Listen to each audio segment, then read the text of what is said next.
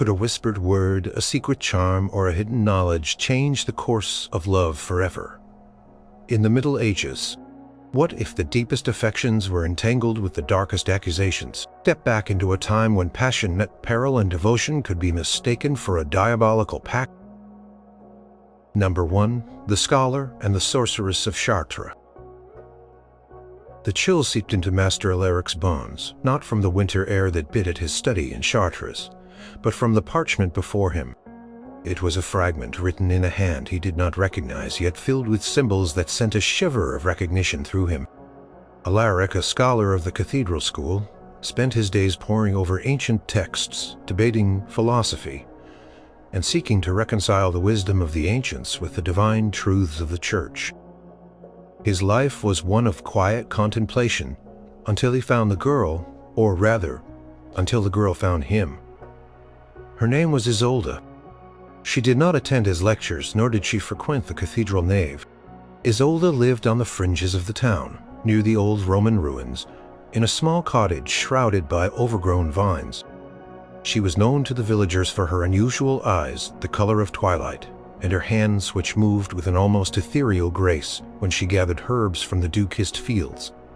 Some whispered she was a healer. Others, particularly the older women with eyes full of suspicion, muttered darker names. Alaric had first encountered Isolda when a sudden fever had gripped his young apprentice, Thomas. The boy had been wasting away his skin, pale and clammy, his breath ragged.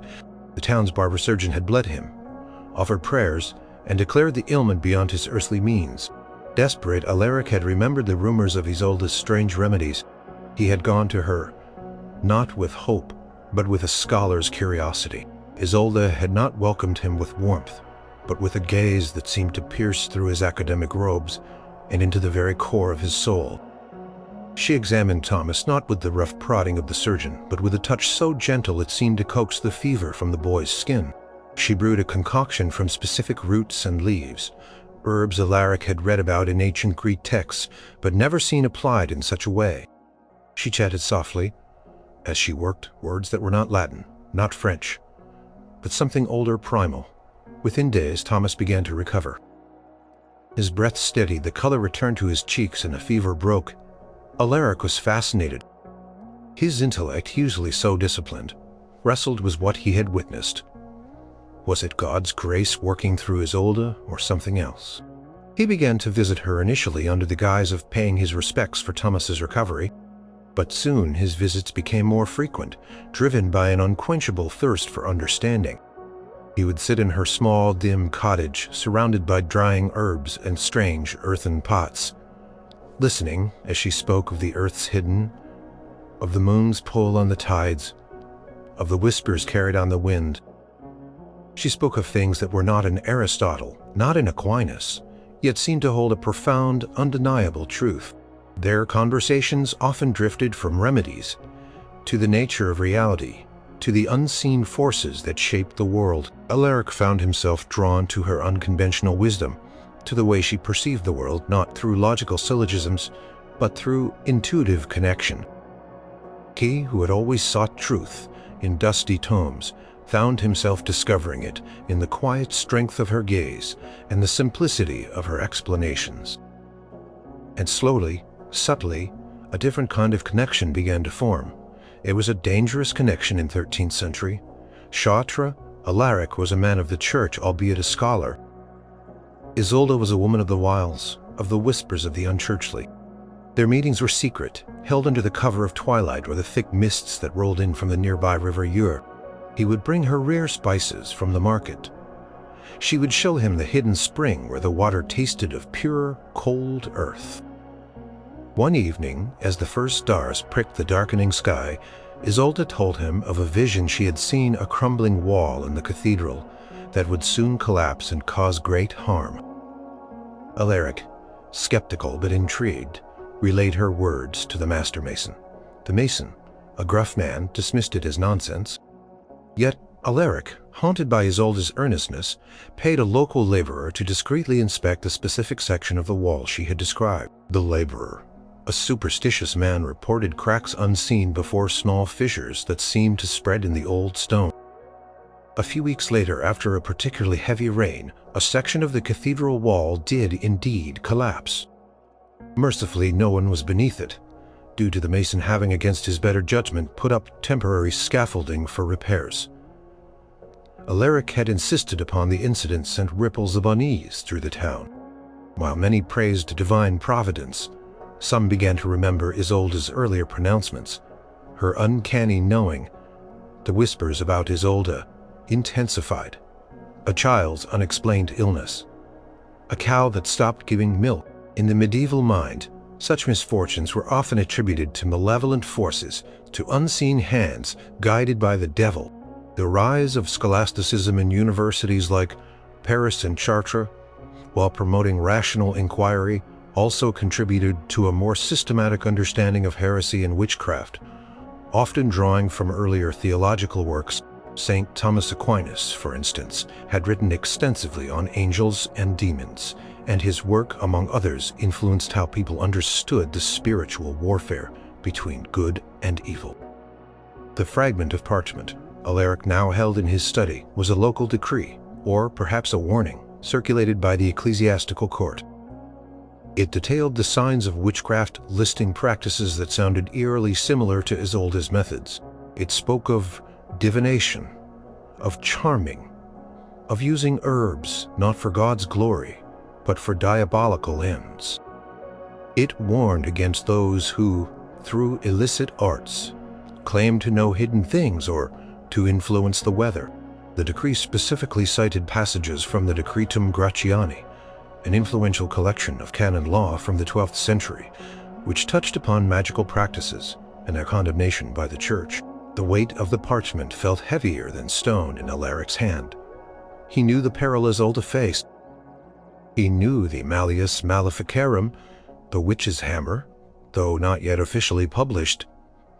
It would come out in 1487, represented a growing, chilling trend in legal and theological thought regarding witchcraft. The fear and suspicion were palpable in the air, a precursor to the later, more intense witch hunts that would sweep across Europe. Local inquisitors, often Franciscans or Dominicans, were already active, seeking out and prosecuting those deemed heretical or dangerous. Alaric, a man of intellect, was caught between his growing love for Isolda and his ingrained respect for the Church's authority. He had always believed in reason, in the power of logic, to illuminate truth. But Isolda's truths were not logical. They were intuitive, ancient, and deeply connected to the natural world, in a way the Church was increasingly defining as unholy. One market day, a group of villagers, emboldened by the recent collapse of the wall and fueled by gossip, approached Isolda's cottage. They were led by a stern, unyielding man named Thibault, a weaver whose loom had recently jammed inexplicably. Thibault had always mistrusted Isolda, seeing her solitary life and strange practices as an affront to communal piety.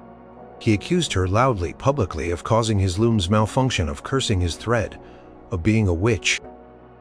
Alaric, witnessing the scene from a distance, felt a cold dread grip him.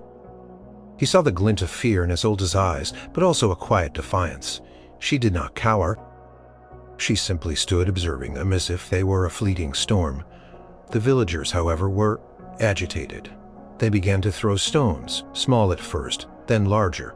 Alaric knew he could not simply stand by. His position as a respected scholar of the cathedral gave him a certain authority. He strode forward, placing himself between Isolda and the angry crowd. His voice, usually modulated for the lecture hall, resonated with a new, urgent power. He cited scripture, not to condemn Isolda, but to remind them of Christian charity, of the dangers of false witness, of judging without proof. He pointed out that the collapse of the wall could be attributed to poor craftsmanship over time, not to a woman's curse. He spoke of God's mysterious ways, suggesting Isolda's remedies were simply a gift from the Almighty, a way of understanding the bounty of creation. Some of the villagers wavered, their anger tempered by Alaric's unexpected intervention, but Thibault was unyielding. He bellowed that Isolda had bewitched Master Alaric himself, that a scholar would never defend such a one unless under a spell. The words hung in the air, a fresh accusation, a dangerous one. Love in this context was being twisted into evidence of diabolical manipulation. Alaric felt his heart pound, but he met Thibault's gaze steadily. He knew the risks. To defend an accused witch was to invite suspicion upon himself, but the thought of Isolda alone and vulnerable facing the wrath of a fearful mob was unbearable. He stood his ground, a pillar of defiance against the rising tide of fear. He stated firmly that Isolda had merely cured his apprentice with knowledge of herbs, a skill that had existed for centuries and was even noted in classical texts. A testament to God's natural order. He made no mention of her visions or other esoteric knowledge, carefully framing her actions in terms that were harder to condemn, out of hand by the church. The standoff continued, a tense silence, broken only by the distant cawing of a rook. The crowd remained hesitant, caught between their ingrained superstitions and the authority embodied by the scholar. Alaric understood that his defense might only delay the inevitable. The fear of witchcraft was a powerful force, often outweighing reason and even charity in the minds of many. In the Middle Ages, the Church, in its desire for order and purity of faith, sought to eliminate anything perceived as a challenge to its divine authority, and folk magic often fell into this category. He realized then the depth of his feelings for Isolda. It was not just fascination, not just intellectual curiosity. It was a profound connection to a woman who saw the world in a way that challenged his own structured existence, a way that made it richer, more vibrant. He knew he had to protect her, not just for her sake, but for the sake of the truth he had come to see in her eyes. The path ahead was uncertain, fraught with peril for both of them. But in that moment, under the watchful eyes of an angry mob, Alaric knew he had chosen his side. And it was with the sorceress of Chartres. The love he felt for her was both a beacon and a dangerous flame in a world increasingly dark with suspicion and fear. Number 2. The Oath of the Midnight Orchard. The apple orchard, ancient and gnarled, lay just beyond the village limits of Saint Denis, shrouded in a perpetual mist that made its branches look like skeletal fingers reaching for the heavens. It was said that the trees bore fruit unlike any other, crimson-skinned and sweeter than honey, but only to those who knew the orchard's secrets. It was here, under the cloak of a moonless night in the late 14th century, that Thomas and Marie sought of love that defied their station and the rigid dictates of their world. Thomas was a blacksmith's son, strong of arm and kind of heart, with eyes the color of the forest floor after rain. Marie was the daughter of the local lord's steward, a girl whose beauty was as striking as her spirit was independent. Their paths, by all rights, should never have crossed in such a way. She was destined for a profitable marriage that would elevate her family's standing. He was destined for a life of toil and eventual marriage to a peasant girl from his own village. But love, as it often does, paid no heed to such strictures. Their meetings were stolen moments. In the twilight, whispered words, exchanged over a hidden wall, glances shared across a crowded market square. Their love, a flame, fanned by the forbidden nature of their connection, grew fierce and consuming. Marie's parents, however, had already made arrangements. A betrothal was announced to a wealthy merchant from Paris, a man twice Marie's age, whose gruff demeanor did little to endear him to her. Despair gnawed at Thomas and Marie. They knew the merchant would soon arrive, and their brief, fervent chapter would be brutally closed. One cold evening, as Marie wept into Thomas's rough tunic, an old woman approached them from the shadows of the orchard. Her name was Agnes, a reclusive figure, known for her knowledge of herbs and charms. Some called her a sage femme, a wise woman, others a sorcière, a witch. Agnes had watched their furtive affections with a knowing gaze. She offered them a solution, not of this world, but of the other. The orchard holds power, Agnes rasped, her voice like dry leaves skittering across stone. Its oldest tree, the one struck by lightning years ago, draws strength from the very earth. If you are willing to make a true oath, There, under the right stars, your love can be bound forever. And obstacles will wither. The Church preached against all forms of magic, viewing them as dealings with demonic forces.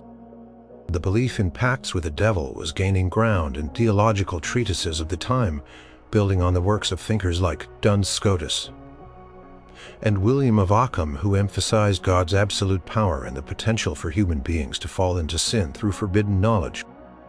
The idea of maleficium, or harmful magic, was becoming increasingly detailed in theological writings, but Marie, desperate and fiery, clutched Thomas's hand. "What choice do we have, Thomas? They will separate us. This is our only hope." Her eyes, usually so bright, were shadowed with desperation. Thomas, swayed by her plea and his own aching heart, agreed. Agnes instructed them to return to the orchard at midnight on the coming solstice, when the veil between worlds was thinnest. They were to bring an offering: a lock of Marie's hair, a drop of Thomas's blood, and 2 apples from the most ancient tree, the one that had been struck by lightning. That night fear mingled with hope as they approached the gnarled tree. Branches, stripped of bark in places, seemed to writhe in the moonlight. Agnes was already there, her silhouette blending with the shadows. She had drawn a circle on the ground with a stick, and within it she placed strange symbols of chalk. She spoke words Thomas did not understand, words that hummed with an ancient power. She instructed them to join hands over a small hollowed-out stone. Thomas pricked his finger, and a bead of his blood fell into the hollow. Marie, trembling, cut a lock of her golden hair and placed it beside the blood. Agnes then placed the 2 crimson apples into the hollow. "Now," she intoned, her voice low and resonant, "speak your oath, speak it to the earth, to the sky, to the spirits of this place. Swear your undying love, and that nothing, no mortal power, no worldly stricture shall ever separate you." Thomas looked into Marie's eyes, saw the fierce hope there, and felt a surge of conviction. Together, they recited their vows, their voices blending in the quiet of the orchard. They pledged their lives, their souls, their very beings to each other.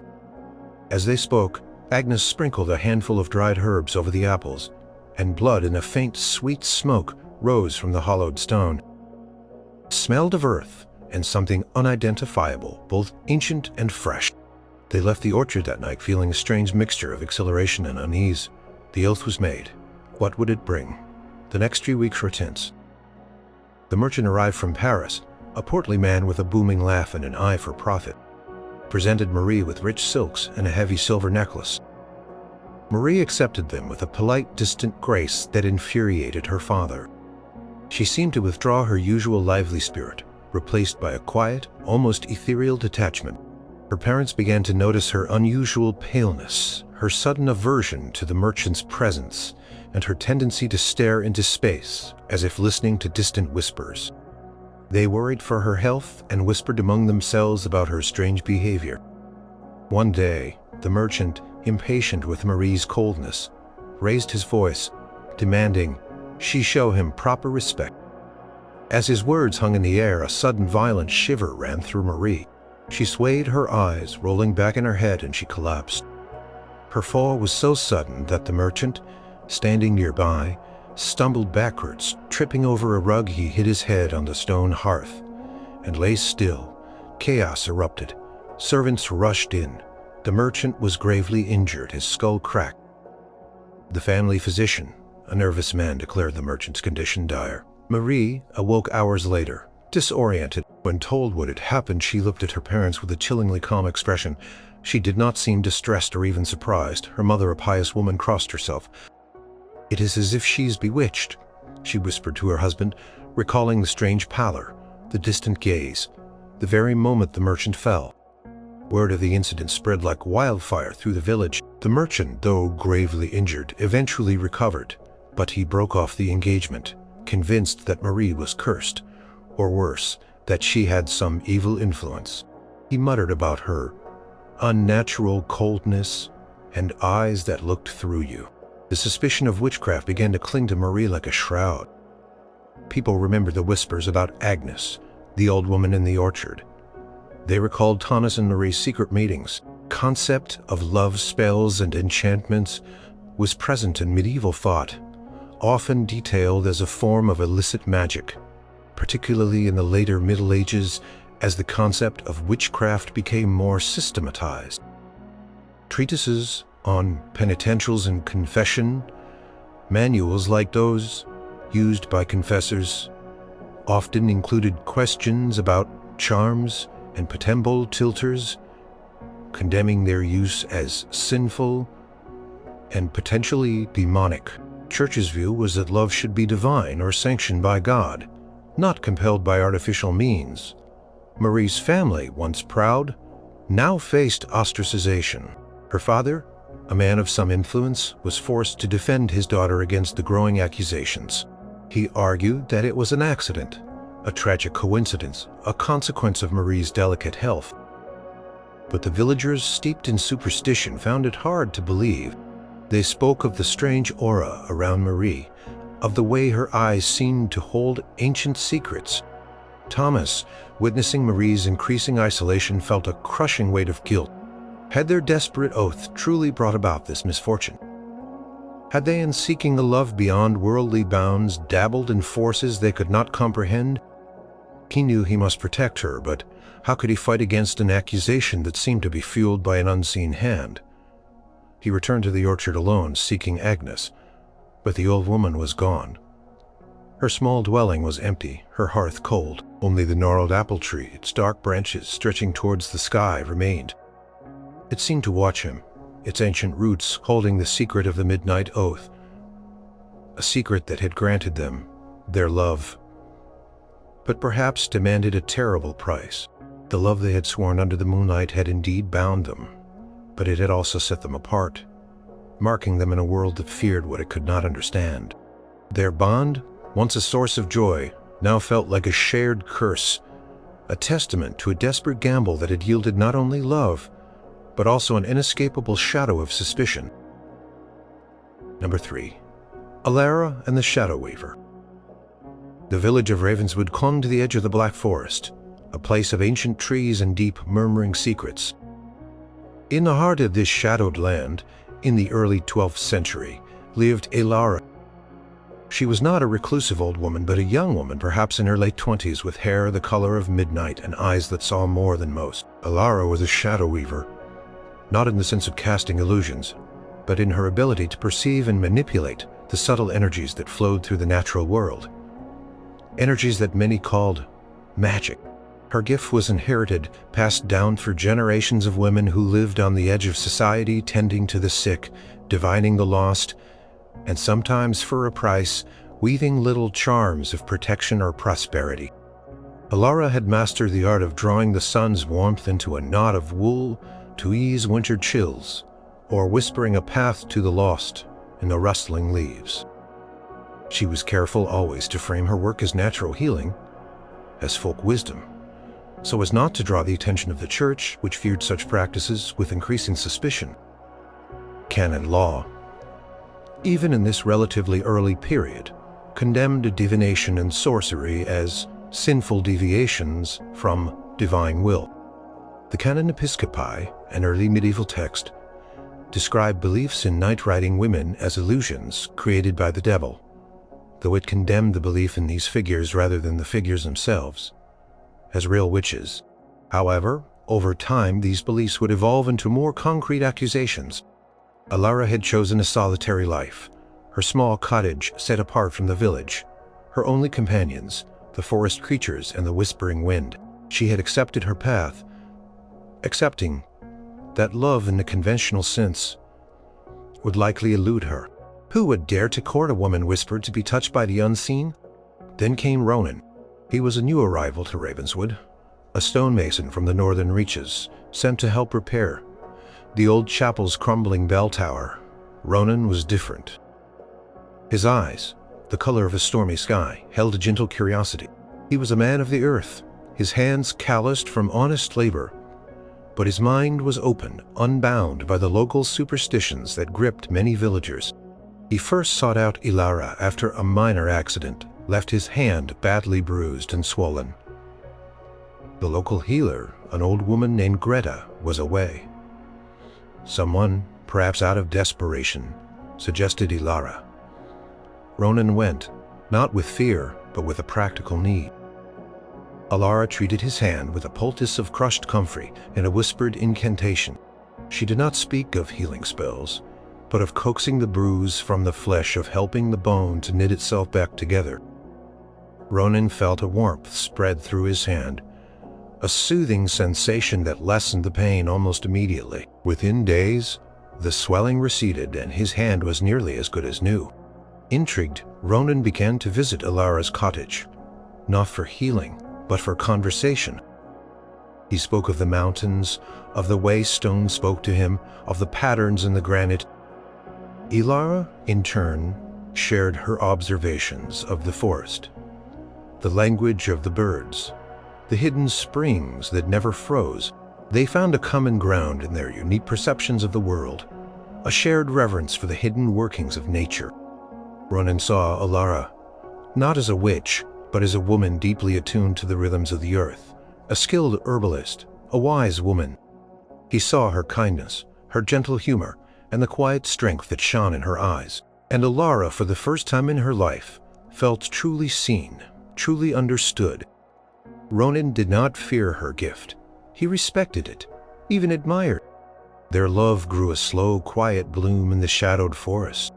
They spent hours together walking through the ancient trees, sharing stories, sharing silences. Ronan would carve small wooden birds for her, exquisite in their detail. And Alara would weave simple charms of protection into his work clothes, unseen but felt.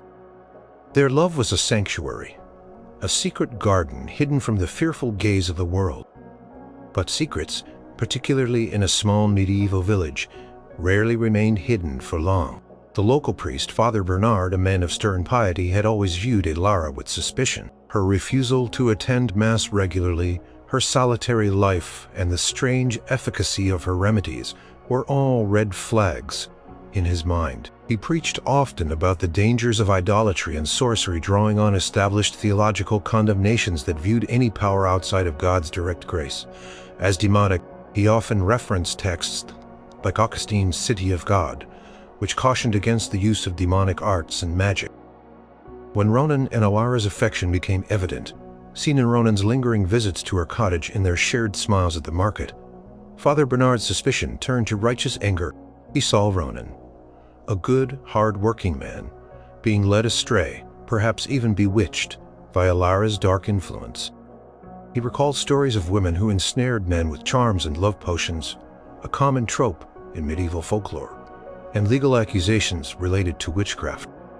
One day, a valuable carving tool, a specific chisel Ronan had inherited from his father, went missing from his workshop. Ronan searched everywhere, but it was nowhere to be found. A few days later, a villager's cow fell ill, its milk souring, its eyes clouded. The blacksmith's forge, usually roaring, suddenly refused to light properly, the bellows inexplicably stuck. Small misfortunes easily dismissed as accidents, but in the superstitious atmosphere of Ravenswood they began to accumulate into a pattern. A group of villagers led by Father Bernard confronted Ronan.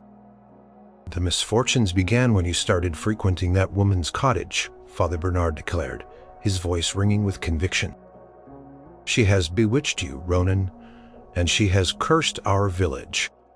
He pointed to Ronan's tool, which someone had mysteriously found in the nearby stream, bent and unusable. "This is her malice, her dark hand at work." Ronan, though troubled by the string of unfortunate events, refused to believe Alara was responsible. He defended her fiercely, speaking of her kindness, her wisdom, her natural healing abilities. He argued that coincidences happen, that tools break, that cows fall ill, but his words were met with skepticism and fear. The villagers, already primed by Father Bernard's sermons, saw his loyalty as further proof of Alara's enchantment. The accusation of bewitchment was a serious one. In medieval law, it could lead to ecclesiastical trials and even secular punishment. The idea that a person could be magically compelled to love someone or to act against their will was a common belief, and often used as an explanation for unusual behavior. Early medieval legal codes like the Lombard laws had provisions against sorcery, though the definition of sorcery and its connection to the devil would evolve over time. Alara, hearing the rising tide of anger, knew the danger. She had spent her life avoiding such confrontations, but she could not allow Ronan to be caught in the web of suspicion simply for loving her. She stepped forward, her dark hair unbound, her eyes meeting the fearful gazes of the villagers. "These misfortunes are not of my making," Alara said, her voice clear and steady like a spring in the forest. "Chisel broke from rust. The cow is old. The forge needs repair. You seek to blame me for your own failings, for the natural wear and tear of the world." Father Bernard, however, was not swayed. "You speak with the serpent's tongue, woman. Your words are as deceptive as your arts. You have ensnared this good man, Ronan, with your charms, and now you bring ruination to our village." He cited specific instances like the mysterious wilting of a patch of herbs in the village garden, a patch where Alara had once been seen. Ronan, seeing the growing hostility in the crowd, stepped closer to Alara, placing a protective arm around her. Their love, once a secret solace, was now a public challenge. He knew his defense of her put him at risk, but he could not abandon her. He believed in her, not just in her innocence regarding these alleged curses, but in her intrinsic goodness, a goodness he had seen beneath the layers of suspicion and fear. Alara looked at Ronan, and in his eyes, she saw not fear, but fierce loyalty. It was a loyalty she had never expected, a love that was willing to stand against the dark tide of an entire village, but she also knew that Ronan's defense would not be enough.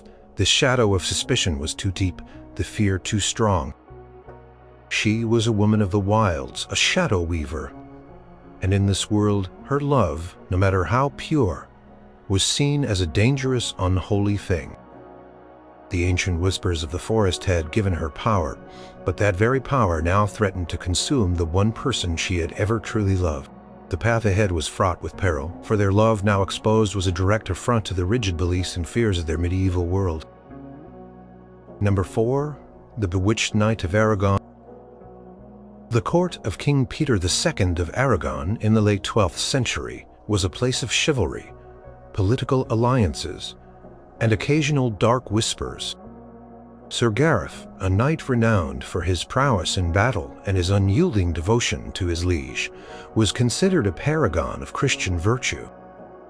He was destined for a strategically important marriage to Lady Eleanor, the plain but well-connected daughter of a powerful Castilian noble. This alliance was crucial for the stability of Aragon's borders. Yet, to the astonishment of everyone, Sir Gareth began to exhibit a bizarre and deeply troubling change in behavior. He who had always been courteous and honorable became obsessed with a woman utterly unsuitable for him. A common village girl named Lyra, known for her captivating beauty and her strange, wild spirit. Lyra lived on the outskirts of the king's lands, near an ancient stone circle where she tended goats and was rumored to possess unusual knowledge of plants and charms. Gareth, once so reserved, spoke of Lyra with an intensity that bordered on madness. He abandoned his duties, neglected his armor, and spent his days seeking her out, offering her gifts, and declaring his undying love. This was not the courtly love of poetry, idealized and chaste. This was a fierce, possessive devotion that scandalized the court. His previously unquestioning loyalty to the king seemed to vanish, replaced by a singular focus on Lyra. He even refused to ride out for the agreed-upon marriage to Lady Eleanor, sending a message that he would sooner die than abandon his true love. King Peter, a pragmatic ruler, was furious. This defiance threatened not only the alliance with Castile, but also the very concept of feudal duty. The knight's behavior was incomprehensible, utterly out of character for the honorable Sir Gareth. Court physicians were consulted who could find no physical ailment. The royal confessors offered prayers and exorcisms, but Gareth's obsession only seemed to deepen. The The court was a hive of whispers. Some courtiers suggested he had lost his mind. Others, more fearful, began to mutter about bewitchment. The concept of magical compulsion was well established in medieval thought, often attributed to the work of demons or witches. It was believed that a person's free will could be subverted through diabolical arts, leading them to act against their nature or their God-given path. Legal texts and theological discussions from the period often address the idea of sortilegium, divination or sorcery, and incantatio, enchantment, and how such practices could manipulate human will and affections. The Siete Partidas of Alfonso X, a significant legal code from 13th century Castile, contained prohibitions against sorcery and divination. Lady Eleanor's family, gravely insulted, demanded an explanation. They suspected Lyra of using dark arts. They pointed to her humble origins, her solitary life, and the fact that she had no known lineage as evidence of her potential for illicit practices. They accused her of ensnaring Sir Gareth with a love spell, a common accusation in medieval Europe. It was widely believed that women, being weaker in spirit, were more susceptible to demonic influence and therefore more likely to engage in witchcraft, as later detailed in texts like the Malleus Maleficarum. King, desperate to salvage the political alliance, ordered Lyra to be brought before the royal court. She arrived, not defiant, but with a quiet dignity that belied her simple clothes. Her eyes, however, held a depth that unnerved many. Sir Gareth, upon seeing her, immediately rushed to her side, pledging his love before the entire court. He proclaimed that he had never known true love until he met Lyra, and that no spell was necessary for his heart, simply recognized its other half. But his fervent declarations only served to solidify the courtiers' suspicions. To them, such an uncharacteristic outburst was further proof of an unnatural influence. A tribunal was convened, overseen by the king's most trusted advisors, and a stern inquisitor from the local diocese, Father Raymond. Father Raymond was particularly vocal in his condemnation of sorcery. He recounted tales of women who used charms to draw men to them, citing ancient patristic writings and papal bulls that condemned all forms of magic. He presented evidence of Lyra's alleged practices. Villagers testified that she had given them unusual herbal remedies for ailments, that she had been seen speaking to animals, and that she knew hidden paths through the mountains, knowledge considered uncanny. One villager, a jilted suitor of Lyra's, claimed she had once looked at him with an evil eye when he pressed his suit too aggressively, and he had subsequently suffered a strange rash. The inquisitor produced a small, crudely carved wooden doll found near Lyra's cottage. Such dolls were often associated with imitative magic, or curses, believed to be used to harm or influence individuals. He held it up as evidence of her dark arts. He also presented a list of unusual herbs found in her dwelling, some of which were known to be used in folk charms or were considered dangerous in certain contexts. The very presence of these items in a woman's possession was often enough to fuel suspicion. Lyra calmly explained that the doll was merely a child's toy, discarded by a shepherd's son, and that the herbs were for treating common ailments, knowledge passed down from her grandmother. She spoke eloquently of the natural world, of the power of God's creation, and how she merely used what the earth provided. She argued that Sir Gareth's love was genuine, an inexplicable connection of two souls, not the result of a dark enchantment. Sir Gareth, however, weakened his own defense. Under questioning, when pressed to explain the sudden, overwhelming nature of his devotion, he admitted that it felt as if an unbreakable bond had been forged, as if a force beyond his control pulled him towards Lyra. He did not explicitly state he was bewitched, but described a compulsion he could not resist. This confession, unintended as it was, sealed Lyra's fate in the eyes of the tribunal. It was interpreted as confirmation that he was indeed under a spell, his free will usurped. The inquisitor declared that Lyra had likely used a powerful ligamentum, a binding spell, to enchant Sir Gareth, corrupting his will and alienating him from his duties and his rightful betrothal. He argued that this was a classic example of demonic interference aimed at sowing discord and undermining Christian order. The case was no longer just about a knight's rebellion. It was about the insidious nature of witchcraft and its threat to the very fabric of society. Court, swayed by the weight of the accusations and the need to restore order, condemned Lyra. Her fate was dire. Sir Gareth, despite his desperate pleas, was powerless to save her. He was forcibly removed from the courtroom, his cries of love echoing against the cold stone walls. His love, once so grand and consuming, had become the very instrument of Lyra's destruction. King, in an act of political expediency, had Sir Gareth confined to a distant monastery, ostensibly for spiritual cleansing and recovery from his bewitchment. He was to undergo extensive prayers and fasting, isolated from all contact with the outside world, particularly any news of Lyra. The royal marriage to Lady Eleanor was hastily rescheduled, and the alliance solidified. Sir Gareth, the valiant knight, had been broken by a love that was deemed too wild, too unconventional, too magical for the strictures of his medieval world. Court, having purged the witch and isolated the bewitched, believed order was restored. But the memory of Sir Gareth's desperate love and Lyra's quiet defiance lingered, a haunting testament to a love that defied the very definitions of reality, in a time of rooted beliefs and fearful accusation. Number 5. The Lord, the Lady, and the Looped Thread. In the opulent yet often ruthless court of Duke Renaud of Aquitaine in the mid-13th century, Lady Isabella was a jewel. Her beauty was legendary, her lineage impeccable, and her wit sharp. She was pursued by many, but her heart had inexplicably settled on Sir Julian, a minor knight, brave and honorable but lacking the wealth or political clout to make him a truly suitable match for her.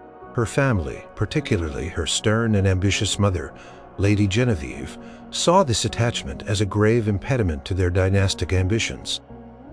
They had arranged a marriage to Duke Roland of Brittany, a powerful, albeit aging lord, whose lands would solidify their family's position. Lady Genevieve, a woman of formidable will, was not one to tolerate obstacles to her plans. She had observed Isabella's growing affection for Sir Julian with mounting frustration. She had tried persuasion, threats, and even subtle public humiliation, but Isabella's devotion seemed to only deepen. An unyielding flame. Lady Genevieve, like many of her noble peers, believed that the world was full of unseen forces, and that sometimes a little push from the other side was necessary to achieve one's earthly desires. The use of charms and amulets, often for protection or to influence others, was not uncommon even among the aristocracy, though such practices were often kept secret from ecclesiastical authorities. Genevieve sent for a woman known only as Old Mariam, who lived in a secluded hut deep within the ducal forest. Mariam was rumored to possess peculiar knowledge, whispered to be a conjurer, a maker of powerful charms. She was not a true sorceress in the demonic sense, but a practitioner of folk magic, often walking a fine line between accepted superstition and condemned witchcraft. While the Church condemned all magic as originating from demons, many common people, and even some nobles, secretly believed in the efficacy of various forms of folk magic for earthly purposes, such as love or wealth. Mariam arrived at the ducal palace under the cover of night, a small, hunched figure cloaked in rough wool. Lady Genevieve met her in a private chamber, the air heavy with the scent of beeswax and ambition. Genevieve laid out her dilemma: Isabella's stubborn attachment to Sir Julian and her refusal to embrace the advantageous match with Duke Roland. Mariam listened, her eyes like dark pebbles. She spoke of looped threads and tied affections, ancient methods of binding or loosening hearts. She said she could create a charm that would turn Isabella's heart away from Sir Julian and towards Duke Roland, making her receptive to the advantageous marriage. The method involved a specific ritual requiring a personal item from each party involved and a specific night of the moon. Lady Genevieve provided Mariam with a silk ribbon from Isabella's hair, a small piece of parchment with Sir Julian's name inscribed upon it, and a fragment of a tapestry from Duke Roland's chambers that she had acquired. Mariam took these items and in a soft voice she explained her process. She would use the ribbon, the thread in the parchment to symbolically untie Isabella's affection from Julian and loop it towards Roland. This was not a love potion to compel Julian to love Isabella, but a charm to subtly alter Isabella's own affections. She emphasized that it was a slow working, a gentle nudge, not a sudden violent shift, and that it would work best if Isabella was already susceptible to influence. For several weeks, Lady Genevieve watched Isabella closely. Isabella still sought out Sir Julian. Her eyes still held that familiar longing. Lady Genevieve began to doubt Mariam's abilities. Then, subtly, imperceptibly at first, things began to shift. Isabella still met Julian, but her conversations became more distant, her smiles less radiant. She would speak of Duke Roland, not with affection, but with a growing, almost clinical interest in his wealth and power, often mentioning the benefits of his alliance for her family. She started to voice concerns about Sir Julian's lack of status, his inability to provide the kind of life she was truly destined for. Her love for Julian did not vanish entirely, but it began to fray like a thread pulled too tightly. Losing its integrity, Lady Genevieve observed the change with satisfaction. She saw her daughter becoming sensible, aligning with her duties. The Church, meanwhile, was increasingly defining what constituted witchcraft as a coherent diabolical practice. The papal bull Vox in Rama 1233, though aimed at combating heresy, implicitly linked sorcery to devil worship, laying groundwork for later, more direct condemnations. Practices, like binding spells, once seen as mere folk remedies, were slowly but surely being redefined as acts of malevolent magic. One afternoon, during a private conversation with her mother, Isabella mused aloud about Duke Roland's impressive castles and his vast estates. She suddenly paused, a flicker of confusion in her eyes. She simply nodded, affirming Isabella's new clarity. The day of the royal engagement celebration arrived. Duke Roland was beaming, proud to secure such a beautiful and well-connected bride. Sir Julian, however, stood on the fringes of the court, a ghost at the feast, his face pale with sorrow. He watched Isabella, who moved with a detached grace, her eyes distant, her smiles for Duke Roland polite and unenthusiastic, but compliant. He saw the shift in her, the way she seemed to have moved on, and a deep despair settled within him. He simply could not comprehend how her deep affection for him had so suddenly waned.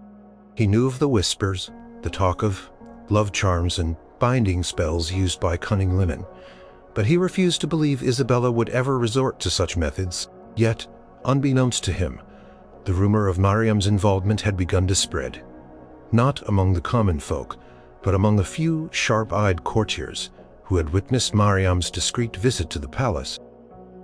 One of Lady Genevieve's ladies-in-waiting, a young woman named Clara, had seen Mariam enter and leave the palace. Clara, who had a strong sense of justice and was privately sympathetic to Isabella and Julian's true love, spoke to a local priest known for his strict piety, Father Anselm. She carefully recounted her observations, hinting at Mariam's reputation and a sudden change in Lady Isabella. Father Anselm, a meticulous man who had studied the evolving canon law on sorcery, listened intently. He knew that even subtle forms of manipulative magic were considered deeply sinful, a violation of God's will and an illicit attempt to control human freedom. He saw in Clara's words the potential for a grave sin, a maleficium aimed at subverting divine and human order. He believed that forcing someone's affection, especially in marriage, was an affront to both God and the sacred institution of matrimony. A quiet investigation began. Father Anselm, with the support of the local bishop, sent out feelers, discreetly interviewing servants and other courtiers. He gathered testimonies about old Miriam, her reputation, and the specific claims made about her abilities. He learned of the specific dates of her visits to the palace, correlating them with the timeline of Isabella's changing affections. Lady Genevieve, confident in her success, felt the first chill of unease when she received a formal summons from the ecclesiastical court. The charge was not directly of witchcraft, but of illicit practices and subversion of free will through diabolical arts. The use of Miriam's charm was deemed a serious offense, a form of maleficium, or harmful magic, because it had tampered with Isabella's true affections and forced her into an undesired union. The irony was stark. Lady Genevieve, in her desire to secure a beneficial match, had inadvertently entangled herself in the very web of accusations she had sought to avoid. The political implications were immense. To accuse a powerful noblewoman like Lady Genevieve of such practices would cause a scandal. But the Church, in its effort to establish its authority over all aspects of life, including marriage, was increasingly vigilant against any perceived challenges to its spiritual and moral order. Lady Genevieve faced a difficult choice: admit her actions and face potential ecclesiastical penance, or deny them and risk further investigation, potentially dragging old Miriam into the light and revealing the full extent of her family's desperate maneuverings. Her carefully constructed plans designed to elevate her family now hung precariously, threatened by the very unseen forces she had sought to harness. Her love for her daughter, or rather, her ambition for her daughter's future, had led her down a dangerous path, one where a simple looped thread could unravel an entire court. Number 6. The Witch Healer of the Moor. Agnes lived on the edge of the great moor, where the wind whistled through the reeds, and the sky seemed impossibly vast. It was the year 1080, and her small, peat-smoked dwelling, nestled against a stand of ancient twisted oaks, was a place of both solace and fear. For the scattered communities of Northumbria, Agnes was a healer known far and wide for her skill with herbs, her knowledge of poultices, and her uncanny ability to ease pain. She was a woman of quiet strength, her hands gnarled from years of gathering roots and leaves, her eyes sharp and knowing. Some called her a wise woman, a cunning whiff, acknowledging her gifts. Others, particularly those from the newer, more orthodox Christian settlements, whispered darker names: witch, sorceress. Agnes loved Thomas, the robust, laughing farmer from the valley below. Their love was a quiet, enduring one, woven into the fabric of their daily lives. Thomas brought her fresh milk and bread. She, in turn, offered him remedies for his aches and pains, and quiet companionship during the long, lonely evenings. Their bond was deep, unshakable, built on mutual respect and shared understanding. They found solace in each other, a simple, true connection in a world often harsh and unforgiving. One cruel winter, a plague swept through the valley, a sickness that caused raging fevers and left its victims weak and gasping. The local priest offered prayers, and the village reeve, the chief local official, could only watch helplessly as families succumbed. Thomas, strong as he was, fell ill, his robust frame racked by fever, his breath rattling in his chest. Agnes rushed to his side, her heart clenching with fear. This was not a simple ailment. This was a grave sickness, unlike any she had encountered before. She spent days and nights by his bedside, administering all the remedies she knew: fever-reducing poultices of willow bark, concoctions of mugwort and thyme to ease his breathing, and constant cool compresses to his burning forehead. She murmured ancient chants over him, not to demons, but to the spirits of the earth, to the healing powers of nature, imploring them to aid her beloved. She knew such practices were viewed with suspicion by the Church, but in her desperation she cared only for Thomas's life. As Thomas's fever raged, he would often babble incoherently. One night, in a fit of delirium, he cried out Agnes's name, pleading for her to save him, to use all her secret powers. A neighbor, an older woman named Martha, who had come to offer what little help she could, overheard his desperate cries. Martha had always mistrusted Agnes, seeing her as an outsider. Her practices too peculiar. Martha had witnessed Agnes's unusual methods, her use of charms, her knowledge of specific plants that seemed to work when conventional remedies failed. Martha was a devout Christian, and to her, such practices were clearly outside the bounds of God's grace. Slowly, miraculously, Thomas began to recover. The fever broke his breathing eased, and the light returned to his eyes. He was weak, but he was alive.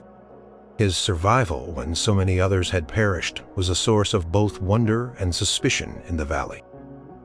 Martha, emboldened by her neighbor's recovery and her lingering suspicion, began to whisper, "Agnes has saved him." "Yes," she would say, her voice low and conspiratorial, but at what cost? What dark pact did she make? Others died. Why did Thomas live? She recounted Thomas's delirious cries, painting them as a confession of Agnes's dark dealings. She spoke of Agnes's strange rituals, her uncanny knowledge hinting that such power could only come from an unholy source. In this early medieval period, the concept of a widespread diabolical witch cult was not yet fully formed. However, there was a strong belief in individual sorcerers and diviners who could cause harm or influence events through pagan practices. Often conflated with pre-Christian folk beliefs, laws like those of King Alfred or Canute contained prohibitions against various forms of magic, including Wicca, witchcraft, and liblak, charm working or poisoning. The Church, through its penitentials, sought to eradicate pagan survivals and condemn all forms of illicit magic. News of Thomas's miraculous recovery and the whispers surrounding it reached the ears of the local reeve, a man named Cuthbert, who, though pragmatic, was also deeply pious and eager to maintain order in his community. He had lost family to the plague and felt a deep unease about Thomas's survival, especially given the rumors of Agnes's unorthodox methods. He also heard of the increasing mortality of livestock in some of the farms bordering the moor, and some villagers suffering losses began to point to Agnes as the source of their misfortune. Cuthbert summoned Agnes to the village hall. She arrived, accompanied by Thomas, who, though still frail, stood by her side with unwavering loyalty. Cuthbert questioned her about her methods, demanding to know how she had saved Thomas when so many others had perished. Agnes, calm and clear, explained her use of specific herbs, describing their properties, their effects on the body. She spoke of willow bark's fever-reducing qualities, knowledge that had been passed down through generations. She argued that God provided remedies in nature, and she merely sought to understand and apply them. She made no mention of her chants or other spiritual practices, knowing they would only fuel suspicion. But Martha and other fearful villagers, fueled by their suspicions, contradicted her. They testified to her strange rituals, to her isolated life, to the uncanny efficacy of her remedies. They whispered about her conversations with unseen spirits, her ability to find lost objects, and her unsettling connection to the wild moor. One farmer, whose sheep had recently died, claimed Agnes had walked by his flock days before, and her evil eye had caused their demise. They argued that her power was too great, too unnatural to be from God. They pointed to the fact that she cured Thomas, but seemed to do nothing for others, hinting at selective or perhaps malevolent power. Cuthbert, pressured by the community's fear and his own pious convictions, felt compelled to act. He was wary of directly accusing her of devil worship, as that concept was still evolving, but he saw her as a dangerous threat to the community's spiritual well-being and a source of misfortune. He declared her practices to be unholy, pagan, and a threat to the community's welfare, drawing on earlier legal codes that condemned sorcery. Thomas, though weak, spoke out passionately in Agnes's defense. He described her kindness, her selfless devotion, her true desire to heal. He swore that she had made no pacts, that her heart was pure, and that her skill was a blessing, not a curse. He spoke of his love for her, of her unwavering support during his illness, and begged them to see her for who she truly was, but his pleas were met with cold skepticism. His desperate advocacy was seen by some as further proof that he was under her spell. Community, having lost so much to the plague, needed a scapegoat, an explanation for their suffering. Agnes, with her unusual ways and her powerful remedies, became that scapegoat. Her love for Thomas, and his for her, which had manifested in his miraculous recovery, was twisted into evidence of illicit, unholy power. Cuthbert, unable to ignore the rising tide of fear and suspicion, ordered Agnes to be banished from the village, stripped of her right to practice her healing arts. She was to live in complete isolation on the deepest, most remote part of the moor, forbidden from contact with any villagers. Her dwelling was to be burned, its contents, particularly her herbs and remedies, destroyed to symbolically cleanse the land of her influence. Thomas was heartbroken, pleaded with Cuthbert, offering to go with her to share her exile. Cuthbert forbade it, threatening him with severe punishment if he dared to defy the order. He was a farmer, tied to the land and the community. To leave would be to abandon his very means of survival. Agnes looked at Thomas, her eyes filled with sorrow, but also with a quiet understanding. She knew the power of fear. She knew that her love for him, which had saved his life, had also made her vulnerable. As her small dwelling burned, sending plumes of peat smoke into the gray sky, Agnes walked away deeper into the vast, unforgiving moor. Thomas watched her go, a knot of despair in his chest. His love for Agnes had been a source of profound comfort, but it had also, in the eyes of a fearful world, marked her as a witch, a figure to be ostracized and feared. Their love, though it saved one life, had come at a terrible price for the woman who had dared to heal. Number 7. The Alchemist's Rose and the Forbidden Heart. In the bustling, scholarly city of Bologna, in the early 14th century, where the University of Bologna drew students from across Europe, lived Alaric.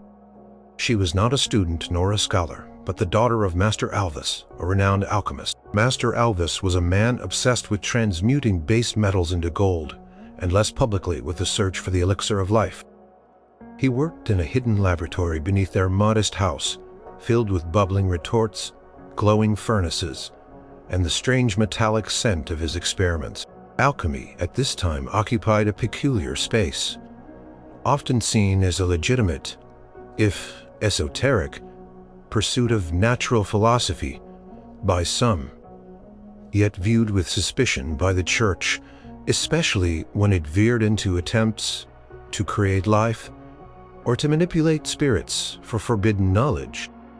Pope John XXII, for example, would later issue the bull Sponded Paratur, 1317, condemning certain alchemical practices as fraudulent or demonic. Alara had grown up amidst her father's experiments, learning to identify strange compounds and understand a delicate balance of heat and substance. She had inherited some of her father's keen intellect, but her heart was drawn not to the mysteries of transformation, but to the beauty of the human soul. Her heart, quite inconveniently, was given to Matteo, a young apprentice in the household of a powerful and notoriously harsh merchant, Messer Vita. Matteo was kind, thoughtful, and possessed a quiet strength that belied his humble position. But he was a commoner, and Alara, though not of noble birth, was the daughter of a respected, if peculiar, master. And her father had ambitions of marrying her into a wealthy, respectable family. A match with a mere apprentice was unthinkable. Their love was a secret, whispered in moonlit courtyards, exchanged in fleeting glances at the market. They knew their love was forbidden, but the fire between them burned fiercely. Matteo, a pragmatic young man, saw no path for them. Messer Vitali was a cruel master, and Matteo's future was bleak. Alara, however, had spent her life watching her father strive to change the very nature of matter. Could she not, with some of his knowledge, change the nature of their predicament? She remembered her father's experiments with what he called sympathetic compounds. Mixtures of herbs and minerals believed to influence human emotions, to draw wealth, or to inspire love. He had warned her against them, calling them foolish parlor tricks for the ignorant, but the glint in his eyes suggested a deeper, more dangerous knowledge. One evening, desperate Alaric crept into her father's laboratory. The air was thick with the scent of sulfur and strange sweet perfumes. She found a small, unmarked vial containing a thick, reddish liquid and a bundle of dried, blood-red roses. She recalled her father muttering about a roseate philter that could inspire devotion, a love potion, a forbidden concoction that was said to bind hearts. The medieval belief in love potions was widespread, and while often dismissed as superstition, they were also condemned by the Church as a form of illicit magic, often linked to demonic influence. Alaric took the vial and a single dried rose.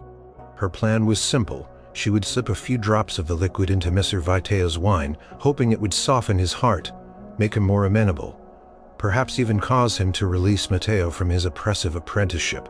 She did not wish to harm him, only to sway him. The opportunity arose during a small feast Messer Vital held for his business associates. Alaric, attending with her father, found herself near the wine pitcher. Her heart pounded as she stealthily poured a few drops of the philter into Vitali's goblet. Just as he was distracted by a booming laugh from a guest, Messer Vitali drank the wine. For a while nothing happened. Alaric watched him anxiously. He continued to be his usual gruff self. Then as the evening wore on, Vitali's booming laughter became more frequent, but also more erratic. His eyes, usually cold and calculating, began to dart around the room with an unsettling intensity. He started to speak loudly, his voice rising above the din, praising one of his business rivals, a man he had always despised. His words became increasingly disjointed, his movements jerky. Panic began to rise in Alaric's throat. This was not the subtle softening she had intended. This was something far more disturbing. Suddenly, Messer Vitali stood, his eyes fixed on a young, unassuming servant girl across the room, a plain, timid girl named Clara. He let out a loud, garbled declaration of undying love, then stumbled forward, overturning a platter of roasted meat, and collapsed into a fit of uncontrolled sobbing. Alternating with bursts of manic laughter, chaos erupted. Guests rushed to Vitali's side. The feast was ruined.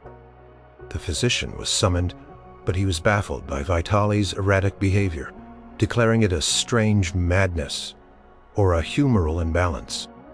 The next day, Messer Vitali was confined to his bedchamber, still incoherent, his mind seemingly unhinged. The local authorities, including the bishop's representatives, began to investigate. Powerful merchant's sudden collapse into madness was not easily dismissed. Rumors inevitable in a city of whispers began to circulate. Some whispered of poisoning, but no obvious toxins were found. Others, particularly those suspicious of Master Alvis's arcane practices, began to mutter about sorcery, about a love potion gone wrong. The idea of love potions causing madness or unintended consequences was a recurring theme in medieval lore. Church councils and theologians had long condemned such practices as a form of diabolical magic. For instance, the Summa Theologiae of Thomas Aquinas, written in the 13th century, clearly stated that magic could not truly alter free will, but could influence the imagination and senses, which could lead to physical or mental disarray. An observant housemaid who had seen Alaric near the wine pitcher and noted her unusual interest in the philter and the dried rose, discreetly reported her suspicions to Vitali's worried family. They in turn reported it to the local inquisitor, a stern Dominican friar named Brother Gregorio, known for his relentless pursuit of heresy and witchcraft. Brother Gregorio, a student of the emerging systematic theology of witchcraft, viewed any manipulation of the natural order through illicit means as a direct challenge to God's dominion and a pact with demonic forces. Brother Gregorio ordered the search of Master Alvis's laboratory. Alaric tried desperately to hide the remaining vial in the dried roses, but it was too late. The Inquisitor's men found them along with other strange compounds and cryptic texts. Master Alvis, though he maintained his work was scientific, not magical, found himself in a precarious position. Alchemy, when associated with mysterious substances and attempts to influence human affairs, often blurred the lines with prohibited magic. Alara was brought before Brother Gregorio under relentless questioning, terrified by the fate that awaited her. She confessed to trying to use the filter on Messer Vitale, hoping to make him release Matteo. She described the roseate filter and her intention to soften his heart. She wept as she explained her love for Matteo and her desperate desire to be with him. Brother Gregorio, however, did not see a desperate young woman in love. He saw evidence of maleficium, of harmful magic, an attempt to corrupt free will through diabolical means. The fact that the potion had caused madness, not affection, was in his view further proof of its evil origin. It was not a failed charm. It was a demonic attack. He cited the Canon Episcopi, an early medieval text, which, while dismissing the reality of witches flying nonetheless, condemned those who perform such illusions.